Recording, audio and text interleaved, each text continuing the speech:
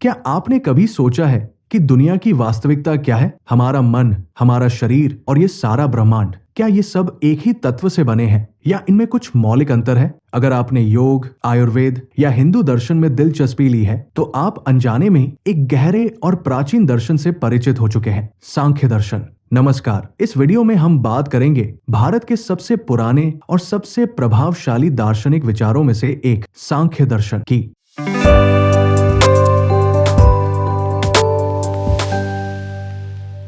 तो आखिर ये सांख्य है क्या? सांख्य एक द्वैतवादी दर्शन है, यानी ये मानता है कि इस ब्रह्मांड की बुनियादी वास्तविकता दो तत्वों से बनी है, पुरुष या चेतना और प्रकृति या भौतिक जगत। ये दर्शन न केवल दार्शनिक है बल्कि बेहद व्यावहारिक भी है। ये समझने में मदद करता है कि दुख क्यों होता है, मुक्ति क्या है और हम अपने जीवन को संतुलित कैसे बना सकते हैं। पर हम इसे क्यों पढ़े? इसका क्या महत्व है आज के दौर में? क्योंकि सांख्य सिर्फ एक थ्योरी नहीं है, ये उस आधारशिला की तरह है जिस पर योग, आयुर्वेद और हिंदू धर्म की कई शाखाएं टिकी हैं। अगर आपने योग की शांति महसूस की है या आयुर्वेदिक जीवन शैली को अपनाया है, तो आपने सांख्य दर्शन की छाया को जिया है, भले ही नाम न जाना हो। सांख्य हमें सिखाता है कि आत्मा अजर, अमर और निष्प्रिय है, और ये कि हमारे सारे दुख हमारी पहचान प्रकृति के साथ जोड़ने से आते हैं। तो इस वीडियो में क्या क्या सीखने को मिलेगा? हम जानेंगे कि सांख्य की शुरुआत कैसे हुई, इसके मूल सिद्धांत क्या है और कौन कौन से ग्रंथ हैं जिन्होंने इसे संरचित किया। ये शुरुआत है एक दर्शन को समझने की जो न सिर्फ प्राचीन भारत को आकार देता है बल्कि आज के आधुनिक जीवन की चुनौतियों को भी समझने में मदद करता है। तो चलिए शुरू करते हैं सांख्य दर्शन की ये रोचक यात्रा।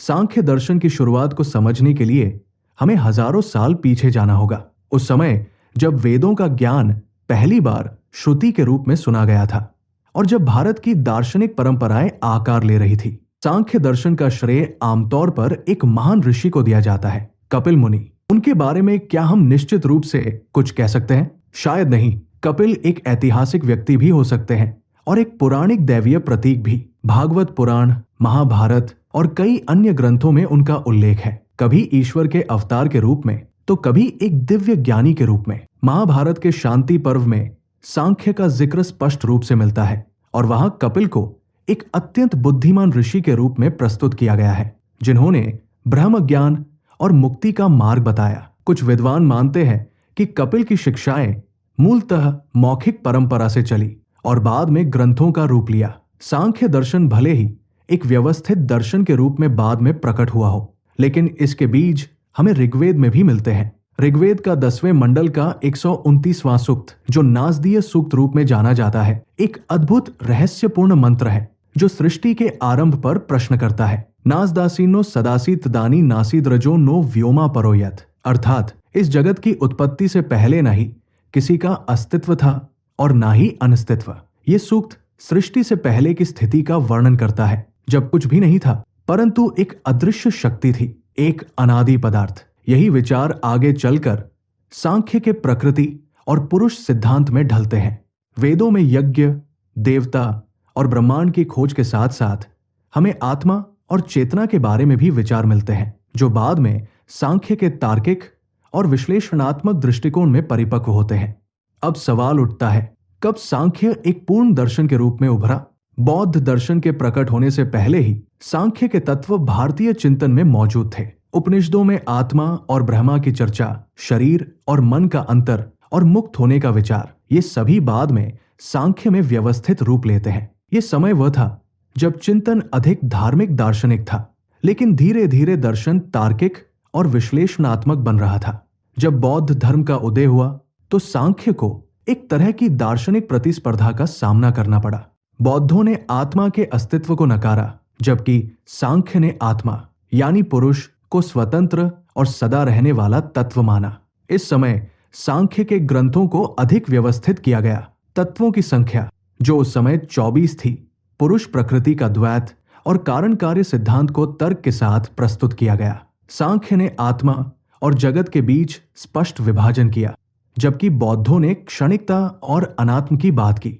ये विमर्श भारतीय दर्शन की गहराई को दर्शाता है। कपिल मुनि की शिक्षाओं से लेकर वैदिक रहस्यवाद और बौद्ध युग के तर्कवाद तक सांख्य दर्शन एक निरंतर प्रवाह रहा है। ये कोई स्थिर या जमी हुई विचारधारा नहीं रही, बल्कि एक विकसित होता हुआ दर्शन जिसने भारत की आत्मा को गहराई से प्रभावित किया। अब हम पहुंचे हैं सांख्य दर्शन के मूल तत्वों तक, यानी वो सिद्धांत जो इसे न केवल विशिष्ट बनाते हैं बल्कि भारत के अन्य सभी दर्शनों पर भी गहरा प्रभाव डालते हैं। ये हिस्सा थोड़ा तकनीकी हो सकता है, लेकिन चिंता मत कीजिए, हम इसे एकदम सरल और रोजमर्रा की भाषा में समझेंगे। सर्वप्रथम बात करते हैं द्वैतवाद की। सांख्य दर्शन का सबसे महत्वपूर्ण आधार है इसका द्वैतवाद, ड्यूअलिज्म। ये मानता है कि इस ब्रह्मांड की वास्तविकता दो मूल तत्वों से बनी है। पुरुष यानी शुद्ध चेतना, देखने वाला, अविकारी, साक्षी। प्रकृति यानी जड़ तत्व, यानी सब कुछ जो देखा जा सकता है, मन, शरीर, दुनिया, भावनाएं,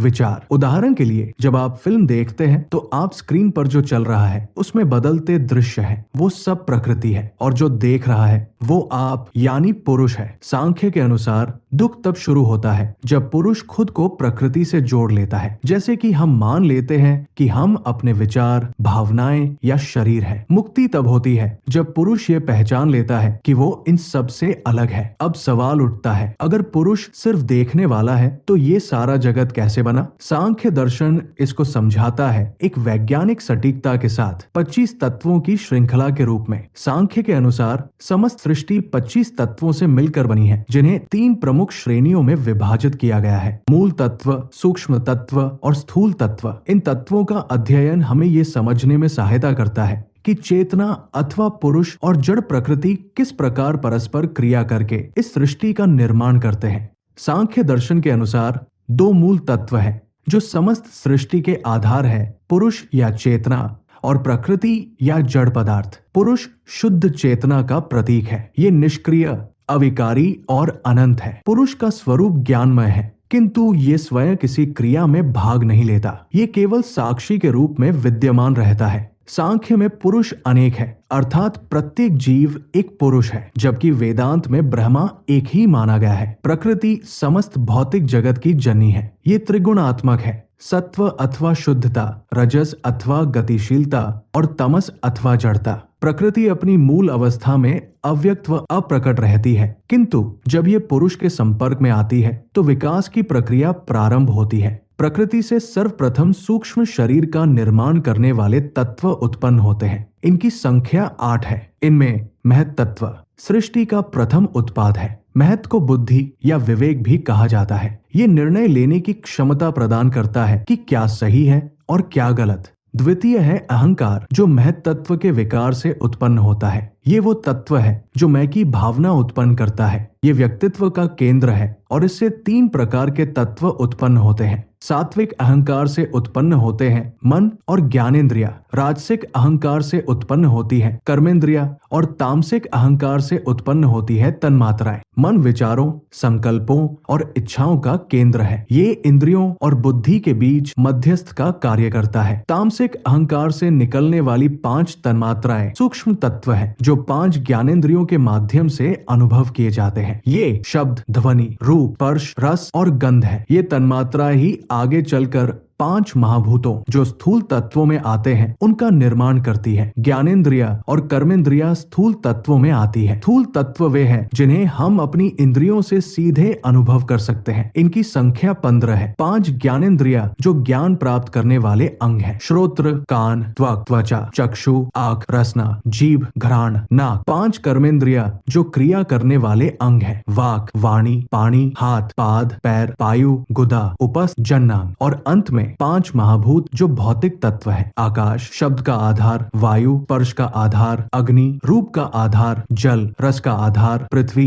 गंध का आधार। ये महाभूत तन्मात्राओं से उत्पन्न होते हैं और समस्त भौतिक जगत का निर्माण करते हैं। कृपया ध्यान दीजिए, योग ग्रंथों के अनुसार मन स्थूल तत्व है। इस कारण कुछ संदर्भों में आप 7 सूक्ष्म तत्व और 16 स्थूल तत्व देखते हैं। इन सभी 25 तत्वों से मिलकर ये पूरी सृष्टि बनती है। हमारा शरीर, हमारी इंद्रिया, विचार और यहाँ तक कि भौतिक जगत भी। अब एक बुनियादी प्रश्न, ये सब परिवर्तन कैसे हो रहा है? क्या कुछ नया उत्पन्न हो रहा है? सांख्य दर्शन का उत्तर है नहीं। इसका सिद्धांत है सत्य कार्यवाद, जिसका अर्थ है कार्य पहले से ही कारण में मौजूद होता है। जैसे बीज में वृक्ष पहले से ही निहित होता है, दूध में दही बनने की संभावना पहले से ही होती है। यानी कोई कार्य अस्तित्व में आता नहीं है, वो केवल प्रकट होता है। ये विचार भारतीय दर्शन में बेहद क्रांतिकारी था और आगे चलकर योग, वेदांत, यहाँ तक कि आयुर्वेद में भी इसकी गूंज सुनाई देती है। अब बात करते हैं प्रकृति के सबसे गहरे रहस्य की, इसके 3 गुणों की। सांख्य में इसे सृष्टि के संतुलन का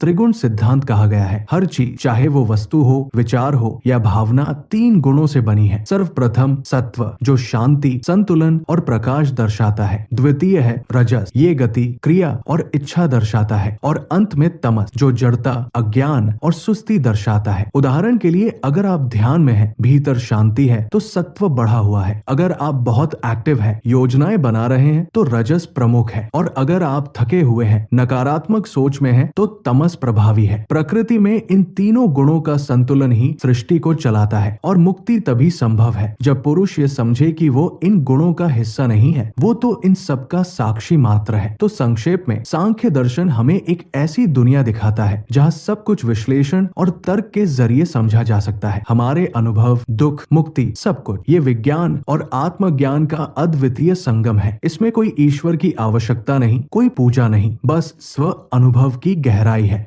अब जब हम सांख्य दर्शन की मूल अवधारणाओं को समझ चुके हैं, तो चलिए जानते हैं उन ग्रंथों के बारे में जिनसे हमें ये ज्ञान प्राप्त हुआ। सांख्य कोई काल्पनिक या केवल मौखिक परंपरा नहीं है, इसका एक सुसंगठित साहित्य है जिसने न केवल दर्शन को आकार दिया, बल्कि योग, वेदांत और यहाँ तक कि गीता जैसे ग्रंथों में भी अपना प्रभाव डाला। अगर आपको केवल एक ग्रंथ पढ़ना हो जिससे सांख्य को समझा जा सके, तो वो है सांख्य कारिका। इसे लगभग 4वीं शताब्दी ईस्वी में ईश्वर कृष्ण नामक दार्शनिक ने लिखा। ये ग्रंथ सांख्य दर्शन का सबसे प्रमुख और मान्य ग्रंथ माना जाता है। इसमें कुल 70 कारिकाएं अथवा श्लोक है जो पूरी प्रणाली को संक्षिप्त, सुस्पष्ट और तार्किक रूप में प्रस्तुत करती है। इसमें 25 तत्वों की सूची, पुरुष प्रकृति का द्वैत, त्रिगुण सिद्धांत, सत्य कार्यवाद और मोक्ष का विवरण मिलता है। ईश्वर कृष्ण ने ये ज्ञान अपने गुरु पैशुब्दाचार्य से प्राप्त किया था, जो स्वयं कपिल की परंपरा से आते थे। सांख्य कारिका की सबसे बड़ी विशेषता है इसकी तार्किक शैली। इसमें ईश्वर की कोई आवश्यकता नहीं बताई गई, ज्ञान और विवेक से ही मुक्ति संभव मानी गई है। अब बात करते हैं सांख्य सूत्रों की, जिन्हें पारंपरिक रूप से ऋषि कपिल की रचना माना जाता है। हालांकि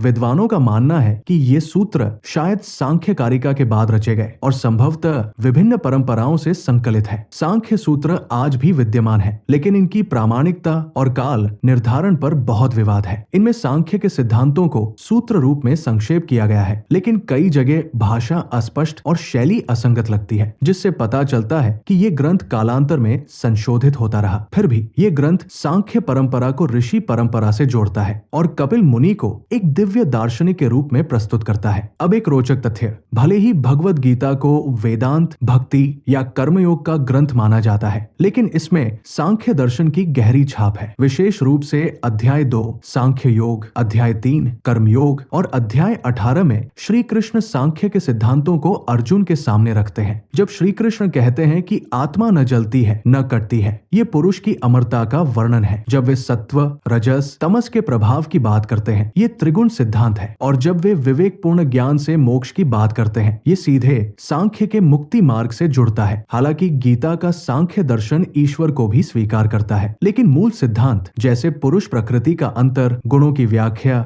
और कर्म से मुक्ति, ये सब सांख्य दर्शन से प्रेरित है। इसलिए गीता को अक्सर एक सांख्य योग का समन्वय कहा जाता है। तो चाहे हम ईश्वर कृष्ण की सांख्य कारिका पढ़े या कपिल मुनि के सूत्रों में विचार करें या भगवद गीता की गहराई में उतरे, हमें हर जगह सांख्य की छाया दिखती है। ये ग्रंथ केवल दर्शन नहीं सिखाते, ये आत्मा की स्वतंत्रता, विवेक की शक्ति और अनुभव के महत्व को भी सामने लाते हैं।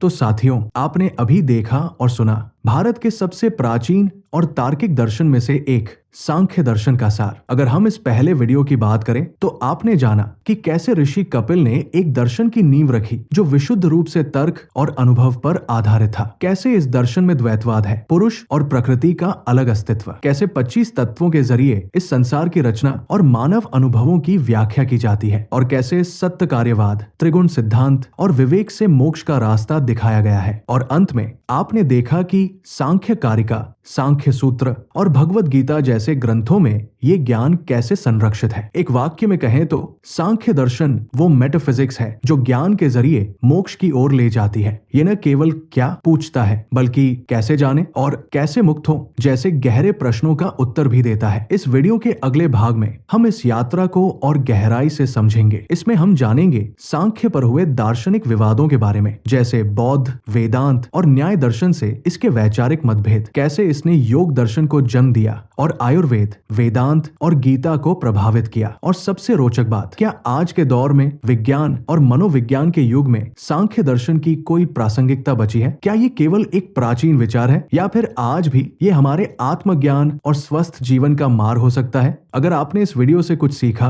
तो अगला भाग बिल्कुल मिस न करें। लाइक कीजिए, सब्सक्राइब कीजिए और बेल आइकन दबाइए ताकि आप सीधे जुड़ सके अगले वीडियो से, जहां हम करेंगे सांख्य दर्शन की आधुनिक व्याख्या और आलोचना। धन्यवाद। हम फिर मिलेंगे ज्ञान की अगली यात्रा में।